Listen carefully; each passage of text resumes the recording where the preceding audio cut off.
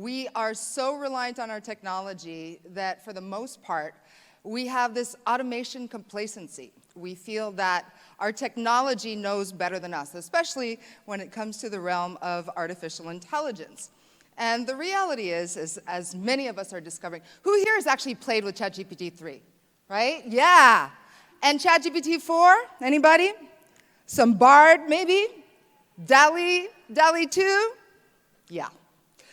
So if you have played with this technology, and I do say play, then you know that in some cases, it will tell you exactly what you want to hear. Oh yeah, she's the female Elon Musk. Though I don't know if that's a compliment. Anyway.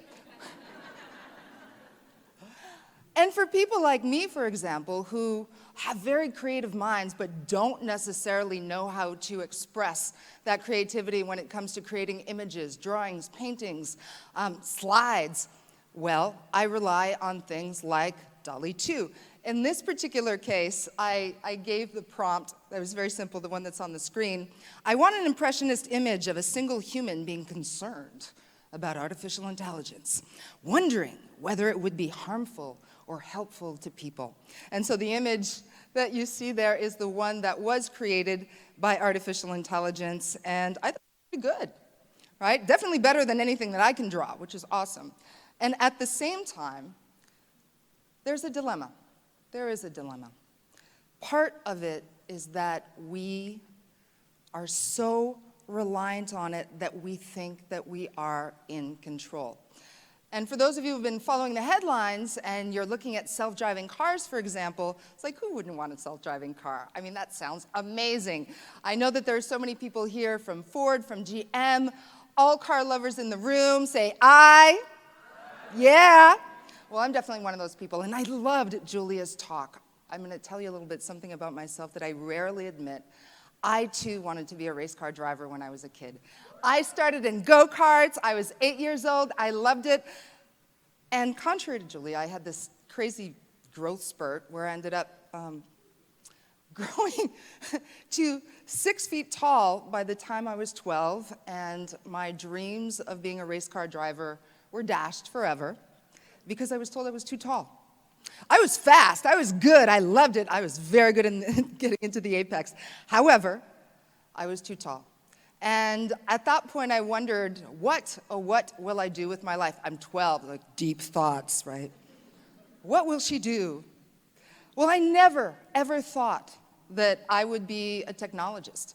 In fact, I had no idea that I was good at anything because people looked at me and said, oh, she must be good at basketball. I'm horrible at basketball. She must be a great singer. Oh, no, I can't sing a note. I wasn't good at the things that people expected me to be good at. I was good at things that nobody cared about, like math. I was into physics. Yeah, I was the girl that was reading quantum physics when she was 14 because it helped me, kind of understand my reality a little bit better.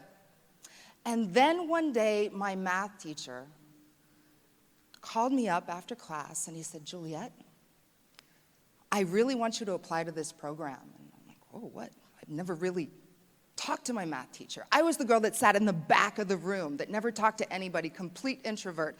I know it's hard to believe, but that is such a big part of me. And so I'm incredibly thankful to that math teacher because he told me that not only was I good at math, but I was good enough at math that as a high schooler, I could go learn engineering, mechanical engineering in the sub-basement of a university. Right? I mean, that was the best gift that anyone could give me because all of a sudden I thought, I will be surrounded by others that think like me, that are maybe a little bit different. And yes, I got in with the nerds, I got in with the geeks, I got in with the people that make the world go round and the most part are behind the scenes. We never get a chance to see them, but we really enjoy the technologies that they develop. And so I had a chance to work on amphibious vehicles. Yeah, remember those old James Bonds where, James Bond would get in the car and he's got people chasing him and the next thing you know, right, the wheels fold in and there's a motor and then boom, he's in the water and nobody can follow him? Yeah, amphibious cars. So I could not be a driver, but I had the chance to develop databases for all of the races that we were doing against all the universities that were also doing amphibious cars. And that's how I learned to code. And it was such a joy. It was such a joy to be able to be near these cars. I grew up in Montreal, home of the Formula One. Like, this was my passion. And so the engineering part was just kind of a natural thing for me. So, fast forward 25 years later, now I'm a technologist, and these amazing cars, well, they're still in museums, they're still in movies. I still haven't seen my amphibious cars, but we have self-driving cars. And so in my research of what it takes to code a self-driving car so that, it's safe, that's kind of a criteria for me. If I'm going to build a car, if I'm going to work on something, I want it to be safe for everyone, not just some people. I thought, this is really about the trolley problem, right? That famous problem where you have to decide who's going to live or die. Our self-driving cars are determining who will live or die. Now, you might think, well, that's intuitive. We know who should live, who should die. And as humans, as drivers, we make these decisions all the time, right? And hopefully it never gets to that. But sometimes it does. And so I discovered this really interesting study that came out of MIT Media Lab. It's called the Moral Machine Experiment, and some of you might have even participated in it because it was online, and there was a whole lot of press around it. For those of you who missed it, this is kind of a sense of what it is. So if you look at the slide, now you are a self-driving car. You are in control of the vehicle, but you're not a person. You are an operator. Therefore, you are not technically driving the car, you are operating it. You are by the side. You are stopping the vehicle from doing something, but you're not actively doing it. You're letting the car operate itself, and you're essentially monitoring it. So, you're a self-driving car, you're speeding down the road, and there's a pregnant lady there. And on the other side, there's a dog. Pregnant lady or dog? Pregnant lady or dog? Who's gonna live, who's gonna die? You decide. Two people are coming up, and you have to hit one. You don't have a choice. You've got somebody who's crossing on the green light, somebody who's crossing on the red light. Who do you kill? Depends who you are. Depends on the circumstances. What about older people versus younger people? Whose life has more worth? Males, females, who's more important? You're speeding down that highway. You've got to make a split-second decision. Who should live, who should die? Men or women? Let's hope that you never have to make these decisions. But the self-driving car will have to make these decisions eventually. Do you prefer saving the life of somebody who's fit, or do you prefer saving the life of somebody who's a little bit less fit? Does it matter? Well, who decides? Essentially, all of us do right now. All of us have the chance to make that decision and weigh in, especially in a place like Michigan, right? You are firmly anchored in vehicles, in transportation, in a way of life that's quickly changing, but a way of life that all of us are adapting to. So when I first discovered the Moral Machine Experiment, it was as I was doing the research for my book, The AI Dilemma, and I had the opportunity to interview the researchers that did it. And the thing that really floored me is that the reason they were able to get millions of people from 233 countries around the world to weigh in and say who should live and who should die is because gamers on YouTube saw the Moral Machine Experiment, started doing the exercise, sharing it with their followers, and so millions of followers each, and of course, you've got the exponential effect. The thing is that even though you had millions and millions of people weighing in with who should live or who should die, there were only 3 points of consensus in the world about who should live and who should die. People definitely want to save lives. So if they have the option to save a life or not save a life, yes, they will save the life. Most favor humans over pets or other animals. Let's say a deer's crossing the road versus a human. Most likely they will choose the human to save and the animal to kill. I know that some people would disagree with that. And most people favor saving children over adults, but not everybody. In fact, if you looked at countries like France and Italy, Spain, for them, it was the older people that should be saved over the children because they had more experience in life. Very interesting when I think about all of that. But what really got me was at the end of the moral machine experiment, you've got 3 questions. And there are 3 questions that I took very seriously because, again, I worked on amphibious cars. I care about life. I know that these vehicles will become the norm very, very soon. My co-author, Art Kleiner, who's never worked on vehicles, he thought it was a game, right? So we answered the questions very, very differently. I take minutes to ponder, right? What's important? He just played it like a video game. It's like one, boom, boom, boom. So the 3 questions at the end hit us differently. For him, it was, do you believe that your decisions on moral machine will be used to program actual self-driving cars? We both answered, probably not. The second question, to what extent do you feel that you can trust machines in the future? Well, my answer remained the same. I trust the vehicles to the extent that I trust the people that are making the vehicles. Art, again, never having thought about any of this stuff, it's like, oh, I actually trust machines a lot less now that I've done the moral machine experiment.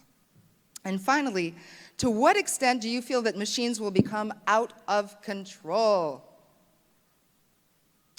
Now, there's a question that really hit Art in particular, because for him, being in a car, and for most of us when we drive, that's our freedom, right? That's the first thing that you get when you're a teenager into adulthood. It allows you to go out, go on dates, escape your parents, live adventures, in some cases change states. But in the context of a self-driving car, do we still have the kind of control that we expect to have from a vehicle, or at least from a traditional vehicle? These are all questions that you can answer for yourself, and I highly recommend that you do this experiment. It is well worth your time and really opens the door to interesting conversations about whether we think that machines should be making moral decisions, life and death decisions, about human life. Now, we're talking about artificial intelligence today, and really that's the word that we've heard over and over again, especially if you're not a technologist. You know, it's something that we've been talking about for, dozens of years now. Most of us who actually work in artificial intelligence think of it as machine learning, deep learning. There are many different methods. In the book, because we were talking about very different use cases and very different types of either machine-to-machine or human-to-machine interaction, we decided to call them AAA systems. So we're talking about autonomous systems, right? They don't necessarily need the supervision of a human. Adaptive, they're incredibly adaptive, right? They improve because they're learning as they go. And algorithmic, I think that we're all familiar with algorithmic processes at this point. So, now, we get to talk about some of our favorite topics. Now, this has been hitting the news everywhere, right? Large language models, again, ChatGPT, Bard, they are incredibly useful for so many things, like introducing me, for example. But again, I've never worked with some of the companies that ChatGPT said that I worked with. I am nothing like Elon Musk, I think. And yet, I'm seeing millions and millions of people, 100 million people in the last couple of months, that are experimenting with these new technologies. Now, they've been around for a while, but it's really the first time in human history that these tools have been democratized. They're in the hands of everyone who chooses to play with them. And again, I use the word play with them very seriously, because some people are making decisions about their life using ChatGPT 3.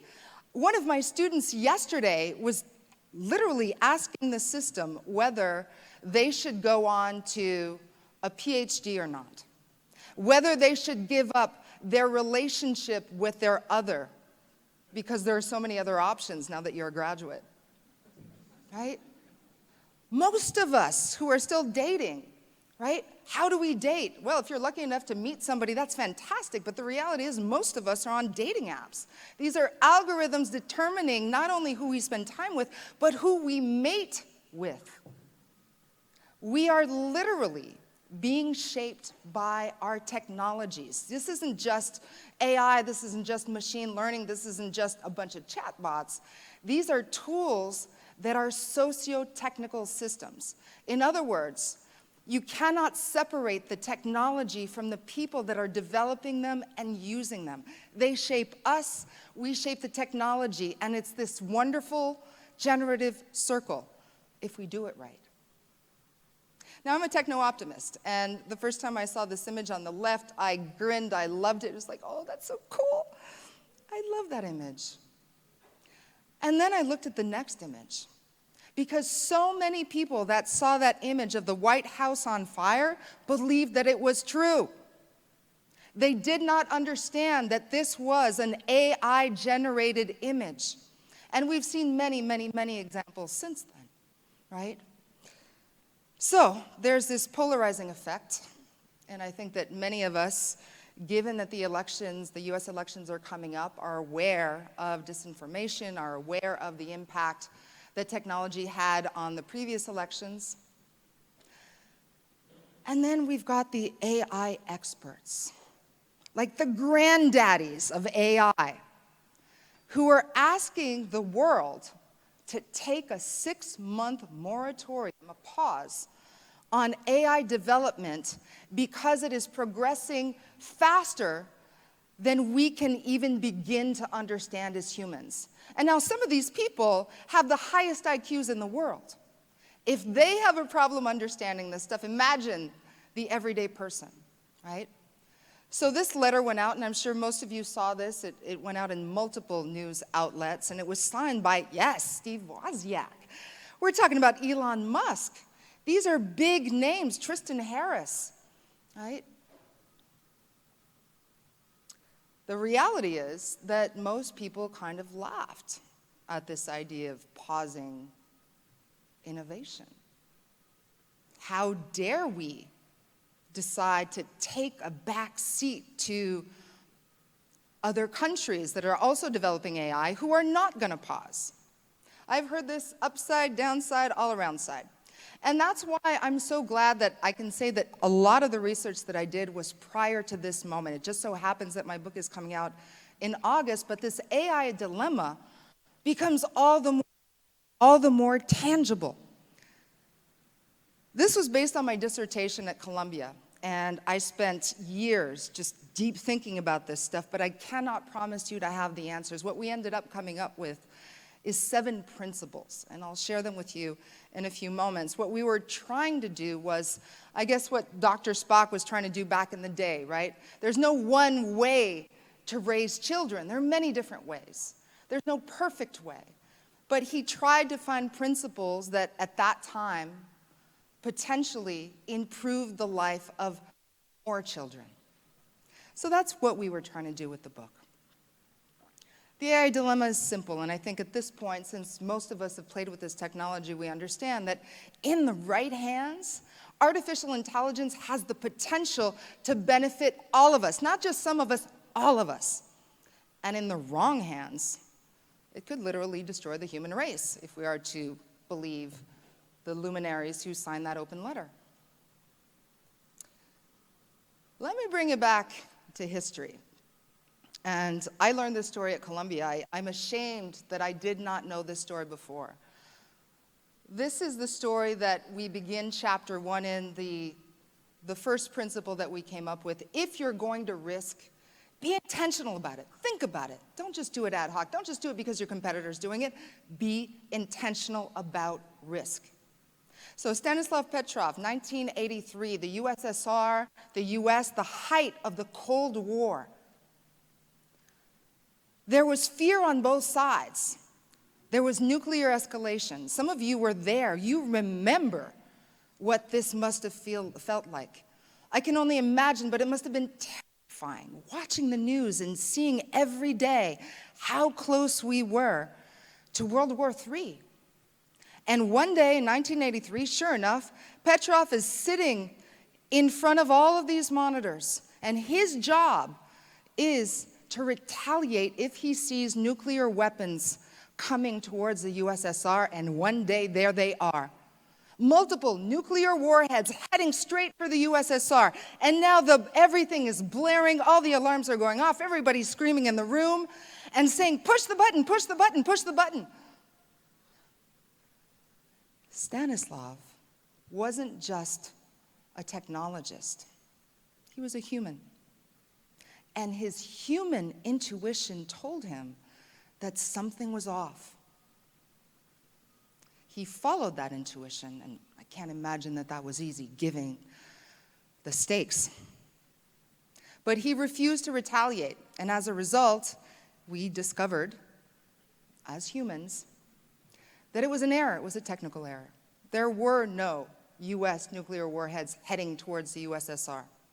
Stanislav Petrov saved the world from World War III, and so few of us know his name or even understand the risk that he took to be able to make that decision. Now, I remember sharing this story with my co-author, and he said, well, okay, well, that's a really great story, and I'm glad that we all survived, but the reality is that there's very little chance that an AI would be put in charge of determining whether we retaliate in a similar situation. And I said, oh, really? Let me turn to a few nuclear physicists that I know. Let me turn to a few people that I had the pleasure to study under and that were kind enough to respond when I asked them the question. And my favorite response was from Professor Marca. It's my last course at Columbia, it was physics. I'm like, yes. Professor Marca not only responded, but we included his thought in the book, which is there's a continuing push for increased automation in nuclear weapons. I think that we're all aware of it as we look at the developments in the Ukraine.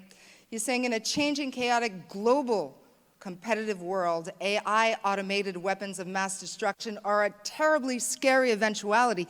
He continued to say, in fact, that critical advantage of having those few extra seconds that an AI could save versus a human might determine the fate of the world.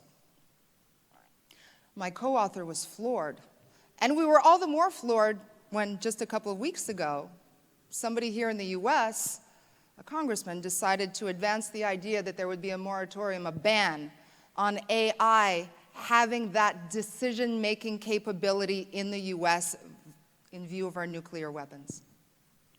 This is a reality. It's a scary one, but it's a reality. Now, for those of you who aren't familiar with computer vision, this is how computers see us, right? So we are objects. There's a car, there's a person, there's another car.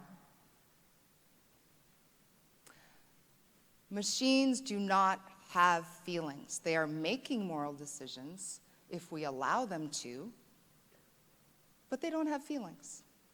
They don't have intuition.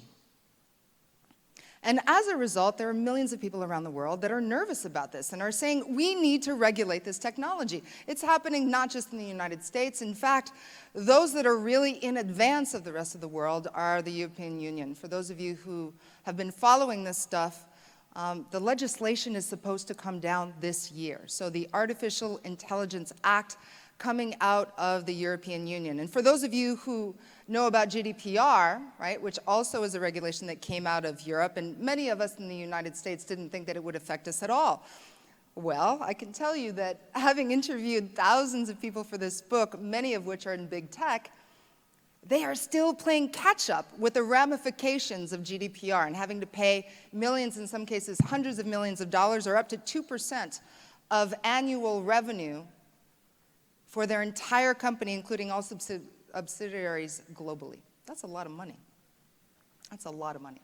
So now, enter the AIA Act. And the AIA Act has 4 levels of risk. When I say be intentional about risk, these people are definitely thinking about risk in an intentional way. When we talk about unacceptable risk, according to the EU, it means real-time biometric ID systems. Many of our research facilities use this type of technology. We've seen toys, right, that use biometrics to be able to speak in a very targeted way to children. What happens if those get hacked? Is that an acceptable risk? Social scoring analytics that designate outcasts, we're seeing more and more of that in other countries in the world, and more employers are using it on their employees as well. Something that's considered high risk, those self-driving cars that we were talking about, automated credit check systems, which tend to be more negatively biased towards vulnerable populations than others, child abuse prediction analytics, which again tend to, sadly, put more Black and brown children at risk. We've got limited risk, which is conversational chatbots that we were just talking about. What's the risk in comparing me to Elon Musk? Well, what if I asked the chatbot how to build something that might hurt other people? Is that still a risk? Is it the same type of risk? And then minimal risk, I think we can all appreciate spam filters. Yeah, and AI-enabled video games, one of my favorite things. The second principle that we came up with was open the closed box. Now, we're talking about the box, i.e. the black box, which I prefer to call the closed box for obvious reasons, I hope. I remember being with a friend of mine, Evo, who works at X, when Google won at Go. This was a big moment, a huge moment. This was the first time that AI was able to beat a human at what is considered to be the most difficult game in the world. And it played against the grand master of Go. How amazing was that, right? And even the engineers that worked on the technology, and one of them is a friend of mine, have no idea how AlphaGo came up with the winning plays. No idea. The box is closed. We don't know.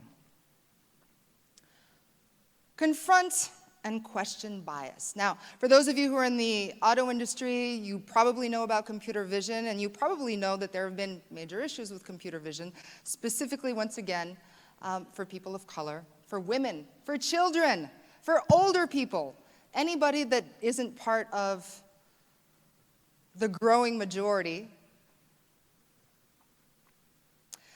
This amazing MIT researcher, Joy Bulemi, put together this research, and there was a really compelling reason for her to do that, because she was in robotics. And for her computer, for her robot to be able to identify her, the creator, she literally had to wear a white mask. That is how bad computer vision was at that time towards people of color. It's improved a lot since then, but one of the reasons why it improved is because she went public with her findings. And the companies pushed back and said, no, you haven't showed us your source data. What you showed was wrong. We can't replicate your findings. And she pointed to all of the raw data and all of the findings and the way to replicate it. It was online. And lo and behold, computer vision got a little bit better for people of color, for women, for older people, and for children. Another piece of research that we came across was by John Battelle at Columbia University. You might remember John Battelle. He was one of the first people to work on Wired magazine back in the day, and he's been very, very active in technology since. And so he came up with a really interesting study. So for those of you who understand technology, know that most of the apps that we're using, a lot of the technologies that we're using are based on our own personal data, right? Our data trails, what we're tweeting, what we're texting, what we're sharing. These are the things that train artificial intelligence, machine learning. And for the most part, companies are monetizing this data, and we're supposed to get the benefit because we can now use the technology in some cases for free. right? That's the trade-off that we make. I think many people don't understand that trade-off. But one of the things that we came up with, so I did a project with Intel Labs about 2012, and the idea was to map the personal data ecosystem on a global level, specifically to find out how we could make personal data work for the majority of people and not just for the usual suspects. And what we found was that people would need to have ownership of their own data for them to truly begin to understand the impact of their data, understand the value of our data, and perhaps gain a little bit more control over our technologies. Well, John Battelle's work essentially showed us that the personal data that we're sharing with Apple and Google and everybody else is even more than we ever thought. This is just one snapshot, one instance of the type of data that's being used on an ongoing basis by Apple. Apple, who's the most privacy-centric company of big tech. The fifth principle of responsible technology is about accountability, and I think that we can all relate to that, especially if you get hit by a self-driving car. You want to know, right, that at some point, somebody's going to take responsibility for this. But it really applies to all walks of life at this point. AI is embedded, it is ubiquitous in everything that we do. And more governments, as you know, are using it, not just for surveillance, but also for giving benefits, right? We saw this during the pandemic. So many more people were able to get their benefits because of the technology, because of AI-enabled tools, which is a wonderful thing. But when the technology is in the wrong hands, it could have incredibly negative benefits. And that's what happened in the Netherlands. For those of you who followed this story, it's kind of shocking. Hundreds of thousands of immigrants were targeted by the technology because they were accused of not actually being eligible for these benefits. So they were supposedly fraudulent. And these people were cut off from all forms of being able to represent themselves. They couldn't get lawyers. The government didn't want to hear them. Ultimately, the story came out, and the entire government in the Netherlands had to quit, and then they were reelected. Yeah. So, again, holding stakeholders accountable to me is very, very important. Sixth principle, favor loosely coupled systems. The man in the image is Mr. Perot. Now, I knew nothing about Mr. Perot. He wrote a book that is seminal in sociology, organizational sociology. It's called Normal Accidents. And what he did is he studied 3 Mile Island, right? The explosion at 3 Mile Island. And he found that it's the same dynamic in just about any tightly coupled system, especially when they're complex. So when I talk about complex, tightly coupled systems, again, we can talk about everything from social media to the impact that that media is having on us to the choices that we make when we vote. Those are all tightly coupled systems and incredibly complex. We don't know how the algorithms work. We have no idea how we're, recommended to do certain things, how we're nudged, how we're pushed. We don't really know. So we are, de facto, in a complex, tightly coupled system in just about everything that we do. And we really saw that, for instance, again, during the pandemic when our global supply chains fell apart, right? These are complex, tightly coupled systems. So what Perot realized is the more complex and the more tightly coupled, the more likely there will be an accident, to the point where he called them normal accidents. It is normal that these systems fail, are too tightly coupled and too complex.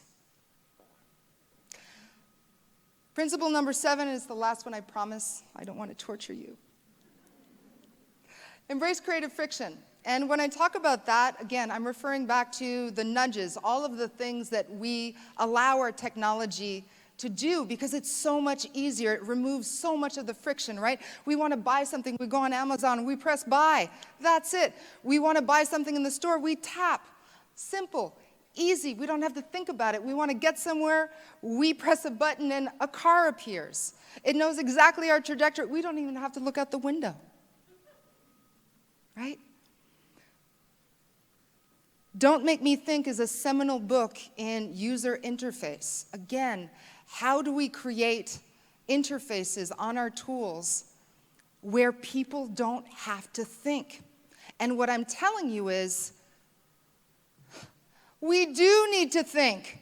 We need to think critically about what we are doing with our technologies if we want it to be for the benefit of more people. I was able to study under another amazing professor at Columbia, David Stark, and I was delighted by his findings specifically around diversity and diverse teams. What he found by studying stock markets on Wall Street in New York, as well as on the Tokyo Stock Exchange, is the more diverse the people in the room, and I'm not just talking about race, I'm not just talking about gender, I'm talking about neurodiversity, I'm talking about cultural difference, I am talking about people that are from different socioeconomic places than you, people that went to different schools than you, or in some cases didn't even go to school because they're self-taught. All of these different people in a room mean that you tend to deliberate a lot longer. You think about way more variables. But the decisions that are taken are better. And for those of you who care about this stuff, you tend to make more money.